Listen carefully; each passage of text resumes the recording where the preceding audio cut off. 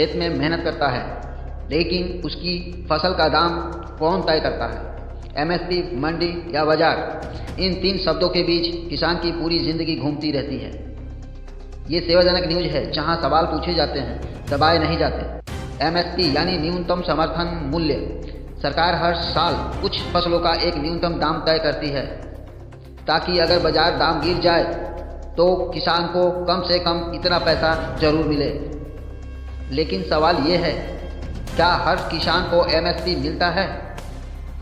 कई किसान अपनी फसल मंडी में बेचते हैं, लेकिन हर गांव के पास सरकारी खरीद केंद्र नहीं होता।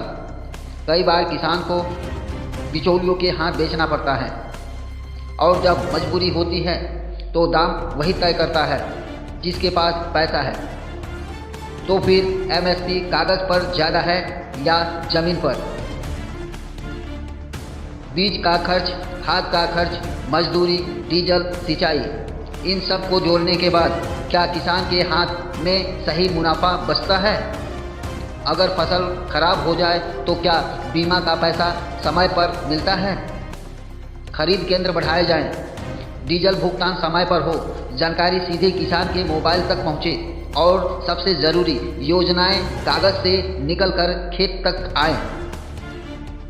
संगठित होना, एफपीओ बनाना, सीधे बाजार से जुड़ना, फसल प्रोसेसिंग करना।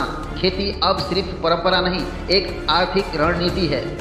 किसान मजबूत होगा तो देश मजबूत होगा। एमएसपी सिर्फ एक शब्द नहीं है, ये भरोसे का वादा है। लेकिन भरोसा तभी टिकेगा जब दाम सही समय पर सही हाथ तक पहुंचेगा। ये सेवाजनक न्यूज़ है जहां सवाल पूछे जाते हैं, दबाए नहीं जाते।